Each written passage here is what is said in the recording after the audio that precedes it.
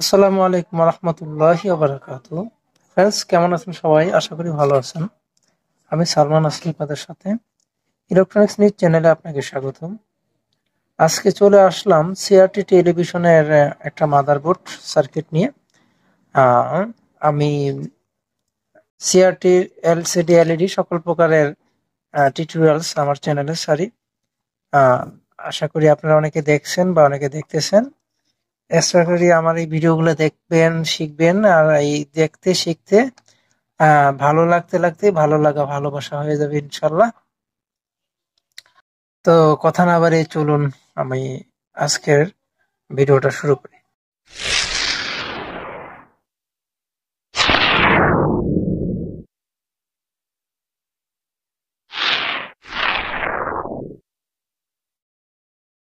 তো ফ্রেন্ডস, আমরা মূল ভিডিওতে চলে আসলাম। আমরা আজকে আলোচনা করব সিস্টেম জেনারেট ভোল্টেজের সেকশনটা নিয়ে। যেই সেকশনটা দ্বারা আপনার সিস্টেমটা অন হয়েছে এবং যেই সিস্টেমটা যদি কোনো সমস্যা হয় এই সেকশনটা, তাহলে কিন্তু আপনার টিভি পুরো বন্ধ হয়ে যাবে, টিভি স্ট্যান্ড বাই মোড থাকবে। এটা কিন্তু খুবই একটা ইম্পর্টেন্ট বিষয় এবং এই প্রবলেমটা কিন্তু আপনাদের কাছে প্রায় আসে। তো আজকে আমরা এই সমস্যাটা নিয়ে কথা বলবো। এটা নিয়ে আজকে পূর্ণ আলোচনা করব, যাতে করে আর কখনোই আপনাদের এই সিস্টেম স্ট্যান্ড বাই রোগ নিয়ে আর কখনোই আপনাদের টেনশন করা না লাগে, আর কখনোই এই সমস্যার জন্য আপনাদের মোকাবিলা না হয়। আজকে আমি এইভাবে বুঝিয়ে বলবো যে আপনারা আর কখনোই এই সমস্যাটা নিয়ে আপনাদের টেনশন হবে না, বা আপনাদের এই সমস্যাটা আপনাদের কাছে কঠিন মনে হবে না। আমি একদম পানির মতো বুঝিয়ে বলবো। কাইন্ডলি ধৈর্য ধরে সম্পূর্ণ ভিডিওটা দেখেন। দেখলে আশা করি যে আপনার অনেক কাজে আসবে। তো চলুন আমি দেখাই টুলটিয়ে। এই যে এটা হলো সেই সেকশনটা। এই সেকশনটা আমি আপনাদের বুঝিয়ে বলবো, ঠিক আছে? তো ভিডিওটা একটু লং হতে পারে ভাই, টিউটোরিয়ালস শিক্ষামূলক টিউটোরিয়ালস একটু লং হয় বুঝিয়ে বললে, যার জন্য একটু ধৈর্য ধরে দেখবেন, এটাই আমার আপনাদের কাছে অনুরোধ। আমি একটু ব্লক আকারে আপনাদের আগে দেখাই, একটু ব্লক ডায়াগ্রাম আকারে, তারপরে আমি আরো বিস্তারিত আলোচনা করব। এই যে দেখেন, এই এখান থেকে 15 ভোল্ট এসেছে। আসার পরে কোনো কোনো সার্কিটে একটা রেজিস্ট্যান্স, কোনো সার্কিটে দুটো রেজিস্ট্যান্স ব্যবহার করে। এটা 27 ওহমস হতে পারে, 10 ওহমস হতে পারে, 12 ওহমস হতে পারে, 15 ওহমস হতে পারে, 3 ওয়াটের। এটা কোনো ব্যাপার না। এই আয়সা এখানে একটা ট্রানজিস্টরের ভিতরে কালেক্টরে, দুইটা ট্রানজিস্টরের কালেক্টরে ঢুকছে। আর এই আপনার এই এখান থেকে কালেক্টরে ঢুকছে, ঢোকার পরে এখান থেকে বেস বাইসিং এর মাধ্যমে 8 ভোল্ট আউটপুট হয়েছে। সেই 8 ভোল্টটা আবার এখানে এই ট্রানজিস্টরের বেজে গেছে, সেখান থেকে 5 ভোল্ট জেনারেট হয়েছে। মূল কথা হলো এখান থেকে দুইটা ভোল্টেজ জেনারেট হয়েছে, সেটা হলো 8 ভোল্ট এবং 5 ভোল্ট। এই 8 ভোল্ট আর 5 ভোল্টটা কিন্তু না আসলে আপনার জঙ্গল সেকশনটা রান হবে না। মানে এটা কিন্তু সিস্টেম উইথ জঙ্গল, দুইটা সেকশন একটা আইসি দ্বারা ব্যবহার করছে। আগে কিন্তু সিআরটিতে সিস্টেম জঙ্গল আলাদা ব্যবহার করতো। তো কি হয়, এখান থেকে আমাদের এই যে এই এই 150 ওহমস রেজিস্ট্যান্সের ধারা, এই 15 ভোল্ট থেকে 150 ওহমস ধারা এবং 5.1 ভোল্টের জেনারেটর দ্বারা সরাসরি 5 ভোল্ট তৈরি হয়। হওয়ার পর সেটা কি করে, এই মেমোরিতে চলে আসে এবং সেটা এই সিস্টেম সেকশনের 5 ভোল্টে চলে আসে। আসার পরে সেটা 5 ভোল্ট তৈরি হওয়ার পরে মেমোরিতে আসে 5 ভোল্ট তৈরি হয় এবং ডাটা, সিরিয়াল ডাটা এবং সিরিয়াল ক্লকে 5 ভোল্ট ভোল্টেজ দেয়। দেওয়ার পরে সিরিয়াল ডাটা ক্লক ভোল্টেজটা এখান থেকে আপনার 4.4 ভোল্ট বা আপনার 3.3 ভোল্ট এরকম একটা ডাটা ক্লক ভোল্টেজ আপনারা পাবেন। এই ডাটা ক্লক আর 5 ভোল্ট চলে আসে। আসার পরে এটা কিন্তু সিস্টেমের একটা পার্ট, এই ক্রিস্টাল সেকশনে আসে এবং ক্রিস্টালটাকে রান করে। ক্রিস্টালে জঙ্গল থেকে ক্রিস্টালে একটা অসিলেট ভোল্টেজ দেয়, দেওয়ার পরে এখন এই পিএফ এবং ক্রিস্টালের মাধ্যমে এখানে এটা অসিলেট তৈরি হয়। এই সিস্টেম সেকশনটা যখনই আপনার রান থাকবে, ভালো থাকবে, তখনই এর দায়িত্ব শেষ। 5 ভোল্ট ঢুকবে, ডাটা ক্লক এই জঙ্গলে থেকে ডাটা ক্লক মেমোরিতে আসবে। এই ডাটা ক্লক এবং এই 5 ভোল্ট তৈরি হওয়ার ঢোকার পরে এবং এখানে ক্রিস্টালের এই আপনার 0.2 ভোল্ট বা 0.3 ভোল্টের মতো উভয়ে থাকবে। এই ভোল্টেজগুলো যদি আপনি পান তাহলে মনে করুন যে আপনার সিস্টেমটা রান হয়ে গেছে। রান হয়ে যাওয়ার পরে আপনার এই সিস্টেম থেকে একটা বাইসিং ভোল্টেজ বের হবে। পাওয়ারের এখান থেকে স্ট্যান্ড বাই রিলিজের জন্য একটা বাইসিং ভোল্টেজ বের হবে। সেই ভোল্টেজটা এখান থেকে 5 ভোল্ট ঢুকবে। ঢোকার পরে একটা 10K রেজিস্ট্যান্স দ্বারা 5 ভোল্ট ঢোকার পরে সেটা এখানে স্ট্যান্ড বাই রিলিজ করবে। স্ট্যান্ড বাই রিলিজ করার পর এখান থেকে 5 ভোল্ট এবং 8 ভোল্ট আউটপুট দিবে। এই দুটা ভোল্টেজ 5 ভোল্ট এবং 8 ভোল্ট, এই দুটা ভোল্টেজ আসার পরে এই জঙ্গল সেকশনে যখন ঢুকবে তখন আমাদের জঙ্গলটা রান হবে এবং জঙ্গলটা যেখানে যেখানে যা যা ভোল্টেজ দেওয়া দরকার দেবে, এখানে এই অসিলেটর ভোল্টেজ দিবে, এখানে আপনার এই চ্যানেলে এখানে 5 ভোল্ট চলে আসবে, হ্যাঁ, এবং আউট ভার্টিক্যাল ইত্যাদি সকল ভোল্টেজ গুলা সে দেবে। ঠিক আছে, তো এটা আমি মুখে বুঝিয়ে বললাম, বাট আশা করি এখনো পুরো বুঝেন নাই। এভাবে বললে খুব একটা বুঝবেন না, আরো ডিটেলসে আমি আপনাদের বুঝিয়ে বলবো। সেটা কিভাবে, একটা সুন্দরভাবে একটা ডায়াগ্রাম আর্ট করছি। এই ডায়াগ্রামটা এখন আপনার কাছে হিবিজিবি মনে হচ্ছে, বাট টেনশন করবেন না, আমি আপনাকে একদম বুঝিয়ে বলবো। এই ডায়াগ্রামটা দেখাবো, দেখানোর পর আবার এখানে যখন রিভিশন দেবো তখন আপনার কাছে এটা জলবাত মনে হবে, এটা কোনো ব্যাপারই না আপনার কাছে মনে হবে। টেনশন করবেন না, এটা আপনার কাছে খুব একটা মানে হিবিজিবি এখন মনে হলো, আমি যখন বুঝিয়ে বলবো আপনার কাছে এটা খুব সহজ এবং সিম্পল মনে হবে। ঠিক আছে, আগেই বলে রাখি, আপনারা যারা আমি ট্রানজিস্টর নিয়ে একটা ভিডিও করছি, আপনার ভালো হবে সেই ভিডিওটা যদি না দেখেন, এই ভিডিওটা দেখার পর সেই ভিডিওটা দেখে নেবেন। ঠিক আছে, কারণ আপনি যদি ট্রানজিস্টরের নিয়ম, ট্রানজিস্টরের মাপ এবং ট্রানজিস্টরের কার্যকলাপ না জানেন তাহলে কিন্তু এটা বুঝতে একটু কঠিন হয়ে যাবে।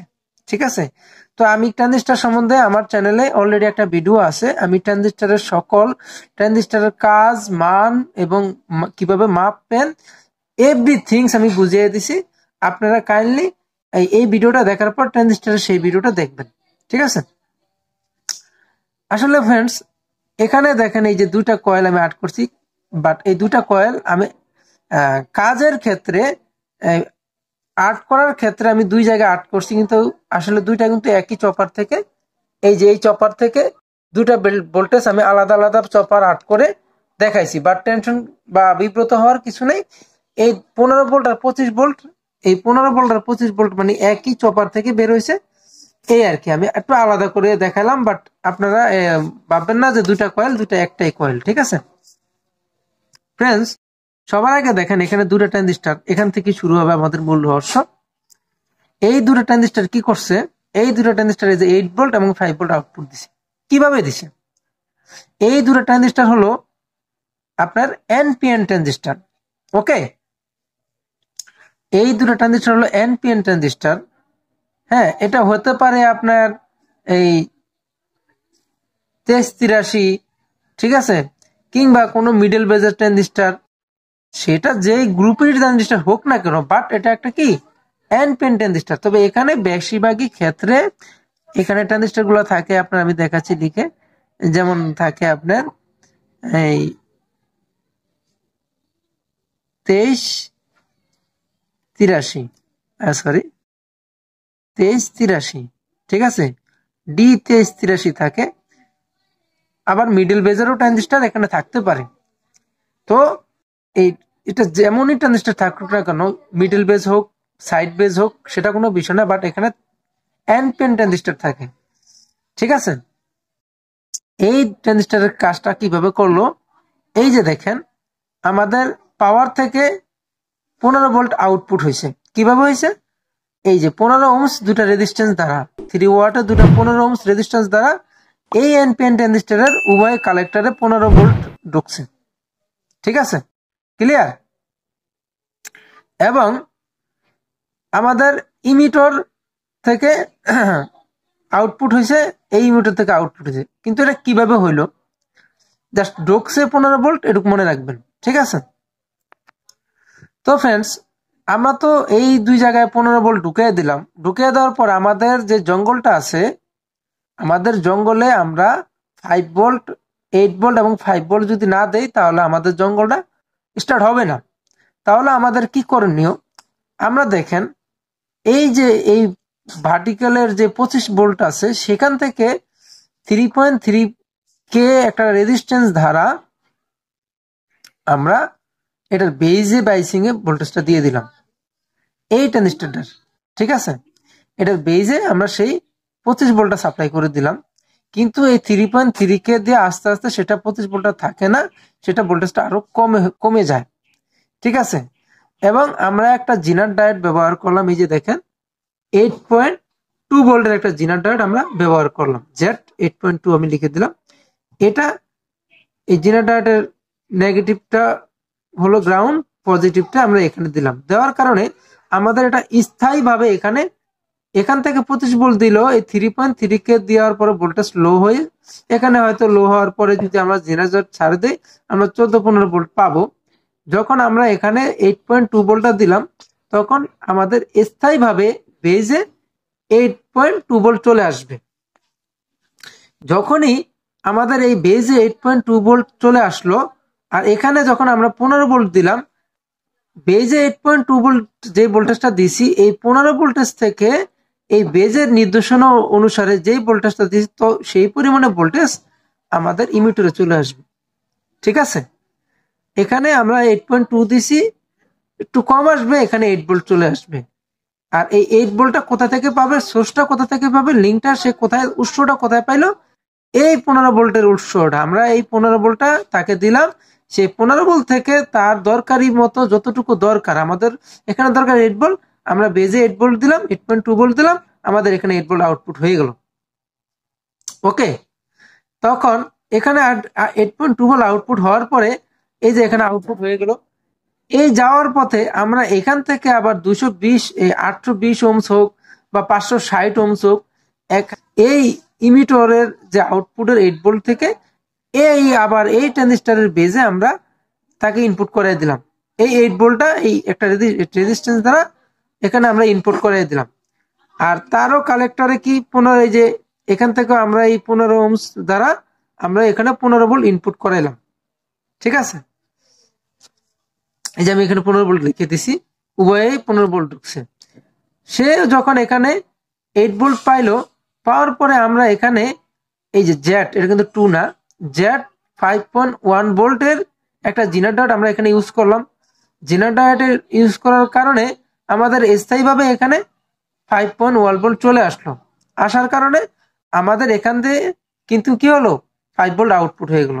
এই 8 ভোল্ট আর 5 ভোল্ট, এই আমাদের এখান দিয়ে 8 ভোল্ট এবং 5 ভোল্ট প্রবেশ করার সাথে সাথে আমাদের সম্পূর্ণ সেটটা রান হয়ে যাবে। ওকে, এখন প্রশ্ন হলো যে ভাই, স্ট্যান্ড বাই তাহলে কোথা থেকে আসবে? স্ট্যান্ড বাই তো বুঝাইলেন না, এবার আসি স্ট্যান্ড বাইতে। আমাদের এই আইসি থেকে, এটা আইসি মনে করেন, এই আইসিটাই আমি এখানে আট করলাম, ঠিক আছে? এই আইসিতে এই 5 ভোল্টের, এটা কোন 5 ভোল্ট? এটা হলো এই যে আমাদের মেমোরির 5 ভোল্ট যে ঢুকছে সিস্টেমে, যে 5 ভোল্টটা এই যে এখান থেকে ঢুকছে, এই যে এই আপনার এই 150 ওহম দ্বারা যে 5 ভোল্ট আগেই তৈরি হয়েছে কোনো বাধা বিঘ্নতা ছাড়া, সেখান থেকে আমাদের একটা 10 কিলো রেজিস্ট্যান্স দ্বারা এই আইসির পিনে একটা এই ভোল্টেজ প্রবেশ করছে। করার পরে একটা ডায়োড দ্বারা এখানে আবার একটা এনপিএন ট্রানজিস্টর ব্যবহার করছে, এটা হলো 1815 C1815, ঠিক আছে? এক কথা একটা এনপিএন ট্রানজিস্টর ইউজ করছে, সেটা গ্রুপ যেমন খুশি তেমন হোক, আমাদের দেখার বিষয় না, আমরা চিনি এনপিএন পিএনপি, ঠিক আছে? এখানে একটা এনপিএন ট্রানজিস্টর ব্যবহার করছে। করার পরে এখানে যে আমাদের যে ভোল্টেজটা এখানে 8 ভোল্ট পাইলেই তো বাকি ভোল্টেজ গুলো জেনারেট হবে, তাই না? এখানে বেজ আসবে, বেজ বাসিং আসার পরে এখান থেকে কালেক্টর থেকে এখানে ইমিটরে আউটপুট হবে, এবং সেই আউটপুট এখানে আসবে, এখানে বেজ বাসিং করলে আবার এখানে আউটপুট হবে। তাহলে মূল উৎস এখানে, এখান থেকে ছাড়পত্র পালেই বাকিগুলা কাজ করবে। এটাকে আমাদের এই ট্রানজিস্টরটা রোধ করে দেয়। ব্রেক করে দেয়, থামিয়ে রাখে। এটা থামিয়ে রাখার উদ্দেশ্য বলতেছি। তো এই ট্রানজিস্টরটা কেন রোধ করে, কেন থামিয়ে দেয়, এটাই হলো স্ট্যান্ড বাই সুইচিং। এটা দ্বারাই কিন্তু স্ট্যান্ড বাই মুড রাখছে। এখানে যখন এই 25 ভোল্ট সরাসরি চলে আসে, এই 100 ওহম দ্বারা এটার কালেক্টরে থাকে। কালেক্টরে থাকার পরে এই যে এই 5 ভোল্টটা এদিক দিয়ে 10 কিলোতে ঢুকছে, ঢোকার পরে একটা এই 4.4 ভোল্ট বা 4.5 ভোল্ট এরকম একটা নির্দিষ্ট ভোল্টেজ আসার পরে এই কালেক্টর পিনটা এই ইমিটরের গ্রাউন্ডের সাথে সম্পর্ক হয়ে যায়। যখন এখানে আপনার কি হয়, এই 4.4 ভোল্ট বা 3.3 ভোল্ট এরকমই একটা 5 ভোল্টেজ থেকে নিচ্ছে একটা ভোল্টেজ এখানে আসে। আসার পরে এটার সাথে এটা এই কালেক্টরটা গ্রাউন্ডের সাথে সুইচিং হয়ে যায়, মানে কালেক্টরের যে ভোল্টেজটা সেটা ড্রপ খেয়ে যায়। এক কথায় এখানে কোনো 8 ভোল্ট কোনো ভোল্টেজই থাকে না। এটা এখানে এটারে কি করে, ড্রপ করে দেয়। যখনই এখানে এই ধরেন এখানে 4.4 ভোল্টের মতো আছে বা 4.5 ভোল্টের মতো আছে, এই ভোল্টেজটা আসার সাথে সাথে এটা কি করে, এই ভোল্টেজটাকে জিরো করে ফেলে। এখানে আর কোনো 8.2 ভোল্ট থাকে না। না থাকার কারণে এখানে কোনো ওয়ার্কিং হয় না। তখন আমরা আমাদের যে এই 5 ভোল্ট ঢোকার পরে এই আইসিতে যেই এই 5 ভোল্ট প্রবেশ করছে এবং আমাদের সিস্টেমটা রান হয়েছে, এটা কিন্তু কি, এই লাইনটা কিন্তু সিস্টেমের আইসির এখানে জঙ্গল এবং সিস্টেমের সেকশন, তো এটা কিন্তু সিস্টেম সেকশন থেকে আসছে। মনে করি আমরা এই আইসির অর্ধেক পার্টটা কি সিস্টেম, আর এই অর্ধেক পার্টটা কি জঙ্গল, এক্সাম্পল মনে করি। তো এটা কি করছে, সিস্টেম থেকে আসছে। যখনই আমাদের এই মেমোরি থেকে 5 ভোল্ট ঢোকে এবং আমাদের সিস্টেমটা যখন রান হয়ে যায় এক কথায়, তখনই এখান থেকে কি করে, এই 5 ভোল্টেজ এখানে যে ভোল্টেজটা আমাদের থাকে 4.5 ভোল্ট হোক বা যে ভোল্টেজটা হোক, এরা অন হওয়ার সাথে সাথে এই ভোল্টেজটা এই আমাদের সিস্টেমে জিরো করে ফেলে, ড্রপ করে ফেলে। জিরো করার সাথে সাথে এখানে বাইসিং এ আর কোনো রকম ভোল্টেজ থাকে না। না থাকার কারণে এখানেও কি হয়, সুইচিংটা বন্ধ হয়ে যায়। মানে এক কথা ট্রানজিস্টরের এই কি এখানে বেজের ভোল্টেজটা যখন জিরো করে ফেলে আমাদের সিস্টেমটায়, জিরো করার সাথে সাথে কি হয়, এই যে এখানের যে 8 ভোল্টেজটা আগে ছিল 8.2 ভোল্ট, সেই ভোল্টেজটা চলে আসে। ঠিক আছে, সেটা কি গ্রাউন্ড থেকে সুইচিংটা বন্ধ হয়ে যায়। হয়ে যাওয়ার সাথে সাথে কি করে বাকি সব ওয়ার্কিং করতে থাকে, যেটা আগে বুঝাইছিলাম যে এখানে 8 ভোল্ট থাকে। 8 ভোল্ট থাকার পরে কালেক্টর থেকে ইমিটারে 8 ভোল্ট আউটপুট হয়। এই 8 ভোল্টটা এখানে আসে, আসার পর জেনারেটর দ্বারা 5.1 ভোল্ট তৈরি করা হয় এবং এটা ইমিটার দ্বারা 5 ভোল্ট আউটপুট হয়। এই 8 ভোল্ট আর এই 5 ভোল্ট ঢোকার সাথে সাথে আমাদের সকল সেকশনটা কাজ করে। ওকে, আশা করি ক্লিয়ার, বুঝতে পারছেন ইনশাল্লাহ, আশা করি বুঝতে পারছেন। এবার প্রশ্ন হলো যে ফ্রেন্ডস, আমরা এই ট্রানজিস্টর তাহলে কেন ব্যবহার করলাম? এটা ফালাইয়া দিলে তো আমাদের ভোল্টেজটা অবভিয়াসলি চলে আসবে। হ্যাঁ হ্যাঁ, অবশ্যই চলে আসবে। আমাদের কাজের ক্ষেত্রে আমরা যখনই সবার আগেই যখন আমাদের কি হবে, আমাদের সেটটা স্ট্যান্ড বাই থাকবে, আমাদের এখানে কোনো 5 ভোল্ট 8 ভোল্ট থাকবে না। হ্যাঁ, আমাদের মেমোরিতে ডাটা ক্লক আছে, বাকি মেমোরিতে বা সিস্টেমের সকল ভোল্টেজ আছে, বাট আমাদের সেটটা চলতেছে না।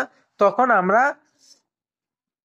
এই ট্রানজিস্টরকে ওপেন করে দেব, এটা সবগুলো পেন খুলে দিব, কিংবা প্রয়োজনীয় 2টা পিন খুলে দিব। খুলে দেওয়ার সাথে সাথে এই ট্রানজিস্টরটা কিন্তু আমি দেখাচ্ছি, এই ট্রানজিস্টরটা কিন্তু এটা, আর এই 2টা ট্রানজিস্টর কি, এই যে আমার ডায়াগ্রামের এই 2টা ট্রানজিস্টর। ঠিক আছে, আমরা কি করবো, আমরা এখান থেকে সরাসরি দেখাই। এই যে আইসি দ্বারা এই যে এই 10 কে এই ডায়োড দ্বারা এখানে বেজে ঢুকছে, এই যে আমি দেখাচ্ছি, এই যে ডায়োড দ্বারা এই যে বেজে ঢুকছে। আমাদের সেটে যদি কখনো কোনো রকম ভোল্টেজ না থাকে, আমরা কি করব, আমরা এই ট্রানজিস্টরের বেসটা কালেক্টরটা ছেড়ে দেব, একদম ওপেন করে দেব। দেওয়ার সাথে সাথে আমাদের এখানে কাঙ্ক্ষিত 8 ভোল্ট আমরা পাবো। ঠিক আছে, কাঙ্ক্ষিত 8 ভোল্ট পাবো। পাওয়ার সাথে সাথে যদি এখানে আমাদের ভোল্টেজ জেনারেট না হয়, তখনই আমরা বলবো তো অবশ্যই এই ট্রানজিস্টর খারাপ বা এই জেনারেটর খারাপ কিংবা এই রেজিস্ট্যান্স খারাপ, লাইনের কিছু না কিছু খারাপ। আর যদি এটা ছাড়ার সাথে সাথে আমাদের এখানে ভোল্টেজটা চলে আসলে আমরা মনে করবো যে আমাদের সিস্টেমটা রান নাই, আমাদের সিস্টেমটা ভালো না, বা আমাদের সিস্টেমটা কাজ করতেছে না, আমাদের সিস্টেমের কোনো না কোনো সেকশনে খারাপ আছে, আমরা ওইদিকে না যাই। কেন সিস্টেম কাজ করে না সেটা নিয়ে প্রয়োজন আরেকদিন আরেকটা ভিডিও দেখাবো। আজকে জাস্ট এটাই বুঝাইলাম যে কিভাবে আমাদের এই সিস্টেম সেকশনটা ওকে করব। তো বেশিরভাগ ক্ষেত্রে আমাদের এই ট্রানজিস্টার গুলো খারাপ থাকে বা ট্রানজিস্টারের জিনার ডায়োড ইত্যাদি খারাপ থাকে। এটা এটা ছাড়লে যদি এখানে ভোল্টেজ পেয়ে যান তাহলে আপনার সিস্টেমের দিকে নজর দিবেন। আর যদি এটা ছাড়ার পরে এখানে ভোল্টেজ না পান তাহলে এগুলো আপনারা চেক করবেন। এবার আসি যে জিনিসগুলো আমি আঁকছি সেগুলো বাস্তবে আর একটু ভালো করে দেখাই। এটা এখন বুঝার পর আশা করি এটা আপনার এখন ঠান্ডা মাথায় মাথায় সুন্দরভাবে বুঝবে, একদম ক্লিয়ার লাগবে আপনার কাছে। এই যে দেখেন দুটো ট্রানজিস্টার, এই 15 ভোল্টে যে এখানে ঢুকছে, এই যে রেজিস্ট্যান্স এখানে একটা রেজিস্ট্যান্স ব্যবহার করছে, আমি ডায়োডে দুটো ব্যবহার করছি এই ডায়াগ্রামে। এখানে দেখেন এই যে এখানে কিন্তু ওরা 27 ওহম ব্যবহার করছে, করার পরে এই যে এই কালেক্টরে প্রবেশ করছে আর একটা সরাসরি প্রবেশ করছে। ঠিক আছে, এই দুটা এটা হলো 8 ভোল্টের, এটা হলো 5 ভোল্টের, দুই জায়গায় এই রেজিস্ট্যান্স ব্যবহার করছে। করার পরে এই যে দেখেন এই এই যে হলো 8.2 ভোল্টের জেনারেটরটা, আর এই হলো এই 3.3 কে রেজিস্ট্যান্সটা, এই যে 25 ভোল্ট থেকে এই সরাসরি 3.3 কে দিছে, আর এই হলো 100 ওহমস। এই 100 ওহমস দ্বারা এখানে প্রবেশ করছে এই ড্রপ করার জন্য এই লাইনটা। এই এটা মিডল বেস ব্যবহার করছে দুটোটা। আমি এখানে মানে এনপিএনই মিডল বেজে মানে কানেকশনটা এইদিকে হয় আর সাইড বেজে কানেকশনটা ওইদিকে হয়, সেটা কোনো ব্যাপার না। ঠিক আছে, আর এই হলো 5.1 ভোল্ট, এই যে এদিক থেকে 8 ভোল্ট বের হয়েছে, আর এই যে এই কালেক্টর ইমিটার দ্বারা এই 5 ভোল্ট বের হয়েছে। তো আমি সম্পূর্ণভাবে আপনাদের বোঝানোর চেষ্টা করলাম। যদি কোনো কিছু আমি কোনো বিষয় যদি আমি ভুলে যাই বা ছেড়ে দেই বা আপনাদের বুঝতে সমস্যা হয়, আপনারা আমাকে কমেন্টস করে জানাবেন, দেখিয়ে দিব। ভালো থাকবেন, সুস্থ থাকবেন, আল্লাহ হাফেজ। আসসালামু আলাইকুম রহমতুল্লাহি ওয়া বারাকাতুহু।